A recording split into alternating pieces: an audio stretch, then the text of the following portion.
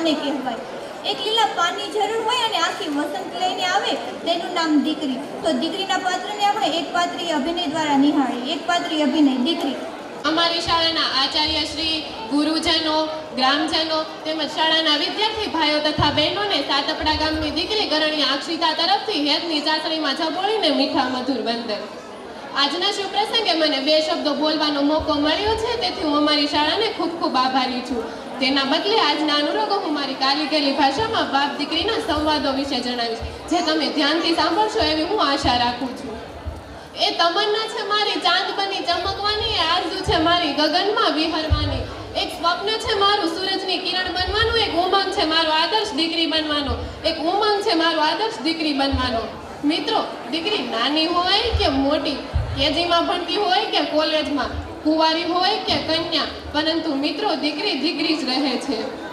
નાનપણમાં પિતા સાથે ચપચપ બોલતી હોય, માતાનું માન રાખતી હોય, ભાઈને તો ભાળ્યો જ ન મૂકતી હોય, બેન સાથે બાધોબાધ થતી હોય, પરંતુ મિત્રો જ્યારે દીકરી મોટી થાય છે ને ત્યારે તે ગંભીરતા ધારણ કરી લે છે.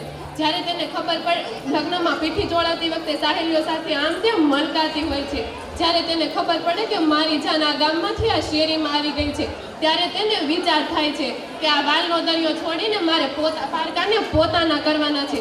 ત્યારે તે પિયરના બધા જ સંભાળાને હૃદયના એક ખૂણે ધરવી દેતી હોય છે. સાસરિયાવાળા કે ગામવાળા પૂછે કે વહુ કરિયાવરમાં શું શું લાવ્યા?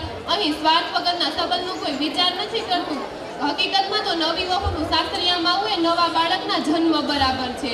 નવી વહુ હકીકતમાં તો સાસરિયામાં આવતી દીકરી કરિયાવરમાં શું શું લાવી એમના કરતાં શું શું મૂકીને આવી છે.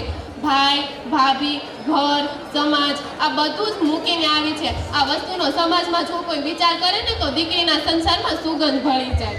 હકીકતમાં તો નવી વહુનું સાસરિયામાં આવવું હોય એ નવા બાળકના જન્મ બરાબર છે. દીકરી પિતાના ઘરે હતી તો કઈ ચિંતા ન હતી, હવે તેને નવા ઘરમાં ચાલતા શીખવું પડશે. પપ્પા બોલ્યા ત્યાં તો સમજ્યા પહેલા જ દીકરીના ઓઠમાંથી શબ્દ સરી પડે છે. એ હા પપ્પા, આવી પપ્પા, એનું નામ જ દીકરી.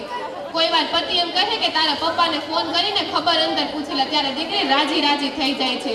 પતિને તે પરમેશ્વર સમજે છે. દીકરીથી નાનકડી ભૂલ થઈ જાય તો તેના મમ્મીને કહે છે, મમ્મી તું પપ્પાને ના કહેતી, મમ્મી તું પપ્પાને ન કહેતી. કોઈ વાર ઘરમાં પિતાની સ્થિતિ જોઈને દીકરી ઘરના બધા સભ્યોને સૂચના આપતી હોય છે, ભાભી તમે પપ્પાને આદુવાળી ચા આપજો, મારા ભૈલા તું પપ્પાને હેરાન ના કરતો, હું તારા આધારે જાઉં છું, તું ઘરમાં કોઈને ચિંતા ન થવા દેતો. આનું નામ જ દીકરી.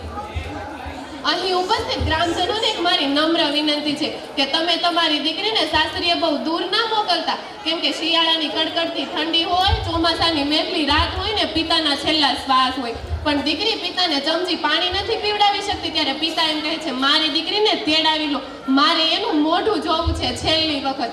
આ પૃથ્વી પર દીકરીના મા બાપ છે ને મારા કોટી કોટી વંદન.